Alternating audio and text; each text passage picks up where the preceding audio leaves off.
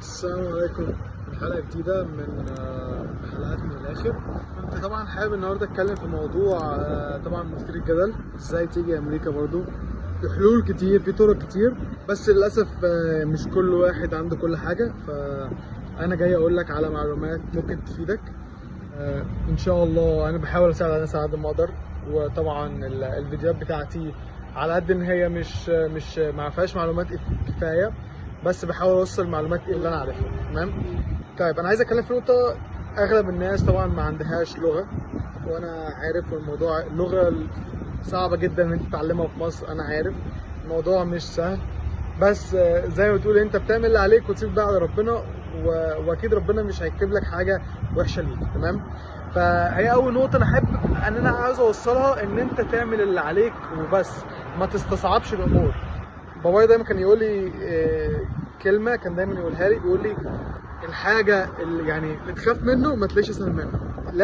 لازم تكون طبعا عندك نقطه الخوف من الحاجه اللي انت عايز تعملها، بس صدقني بعد ما تنجح فيها وانت هتحس فعلا ان الفرحه في المغامره اللي انت خدتها، مش في النجاح اللي انت وصلت له. تمام. فدي طبعا حاجات مهمه حابب ان انا اضيفها. اللغه.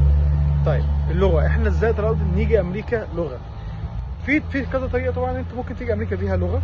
رقم واحد، ودي اللي انا جيت بيها شخصيا، جيت بيها ان انت بتقدم على مدارس متخصصه بس لدراسه اللغه، بلس ان انت بيكون معاك قبول من جامعه. تمام. طيب قبول من الجامعه ده مش بالسهل ان انت تجيبه، من ان انت بتجيب قبول من جامعه معين بس، ما بتجيبش ان انت داخل تخصص. لا، انت بتقول لهم يا جماعه انا هخش السنه اللي جايه بعد ما اخلص السنه بتاعت اللغه بتاعتي. تمام. طيب في خطوه تانية، ان انت ممكن بتقدم في جامعه، وفي نفس الجامعه دي انت ممكن تبدا بلغه. فبالتالي انت بتبدا بتروح انت رايح تدرس لغه، وفي نفس الوقت انت بعد كده انت بتدرس في الجامعه. تمام. على وربنا التخصص انت عايز تدرسه، انت التخصص بتاعك وانت اللي انت عايز تدرسه، فانت براحتك. تمام. طيب الخطوه الثالثه طبعا انت ممكن تدرس لغه في كوميونتي كولج، وفي نفس الوقت انت بتكمل فيها. بس ده انا مش بحبذه، لان انا طبعا نزلت فيديو عن موضوع الكوميونتي كولج، في ناس كتير جدا كلمتني عنه. بس انا حابب اوصل نقطه ان الكوميونتي كولج نسبة القبول بتاعتها في الكلية اللي هي تتقبل فدي 100%، ممكن تقول لك 100%، بس في السفارة مش 100%. تمام. عايز تاخد الريسك انت خده، انا ما عنديش مشكلة. فاهم؟ انت اللي بتختار انت عايز تعمل ايه.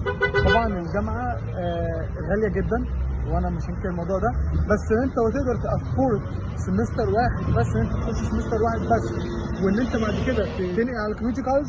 فانا منزل الفيديو ده عشان تاخد معلومات عن الدراسة عموما والحاجه اللي انا فيها، وان انت ممكن واحد في امريكا حضر مثلا سمستر في جامعه، فانت تقدر ان انت تحول تعمل ترانسفير لكل الكريدتس اللي انت اخدتها في الجامعه، تقدر تاخدها في الكوميونتي كولج. تمام. وما انت اكنك ما ضيعتش مجهود سمستر. لا، انت السمستر ده انت ماشي، انت اخدته سواء لغه سواء اي حاجه، فانت بتستفيد بيه بعد كده. تمام. ليه انا بقول تخش جامعه؟ لان الجامعه فرصها عاليه جدا في السفاره. طبعا سواء انت بتقدم ايه، فده ملوش اي علاقه بالحاجات اللي انت هتقولها في السفاره. تمام. لان انا بالنسبه لي رقم واحد في قبولك في السفاره او لا، طريقه كلامك وثقتك في نفسك وانت بتتكلم قدام الراجل وبتقنعه ازاي. فدي معلومات كمان مهمه جدا، وانا عايز اعمل بلاي ليست فيها كل الحاجات دي بالتفاصيل. طبعا هياخد مني وقت، طبعا انا برضو عندي حاجات تانية بعملها. ان شاء الله انا هحاول قد ما اقدر ان انا انزل الفيديوهات كلها، وان شاء الله احاول ان انا افيد الناس كلها. فدي الثلاث حاجات باختصار اللي هو انت تقدم في ايه. طيب عندك الحاجه اللي ما كلمتش فيها قوي، اللي هو بالنسبه لمدرسه اللغه. برضو انا مثلا باوفر ان انت تخش مدرسه لغه، وبالتالي مدرسه لغه بتاخد اكسبتنس من جامعه، فبالتالي انت بيكون موقفك قوي في السفاره. بس انا نقطه مهمه جدا جدا جدا، ويا جماعه يا ريت تفهموها كويس. سواء اللغه، بمعنى انا مثلا اي حد يكلمني بيقول لي انا معايا لغه الانجليزي بتاعتي كويس، فاقول له على عيني وعلى راسي، دي حاجه كويسه جدا والف مبروك عليك. بس انا مش عايز ده، انا عايز ايلتس، عايز توفل، عايز دولينجو، عايز شهاده تثبت الكلام ده، سات، اي حاجه من الحاجات دي. انا عايز اي حاجه تثبت الانجليش بتاعك يعني مستواه في حد فين، تمام. وحاجه طبعا معتمده، مش تروح تاخد لي كورس والكورس ده انا عايز يا جماعه انا على الكورس ده انا داخل انا اخده عشان اخد شهاده وامشي، لا على اساس ده انا عايز ايلتس سكور كام مش تفرق، والسكور ده اللي هيحدد انت هتخش ايه. فلو انت معاك ايلتس سكور تفاضل 6 واباف حلو، فانا اقول لك انت تقدم على جامعه دايركت، انت مش محتاج لغه، تمام. معاكش طبعا ايلتس فانت ما عنديش مشكله انت تقدم وانت معاكش ايلتس، انا ممكن اعمل لك ده برضو في جامعات بتعمل حاجه اسمها زي ما قلت لك الباث ويز، انت بتدرس لغه وفي نفس الوقت جامعه.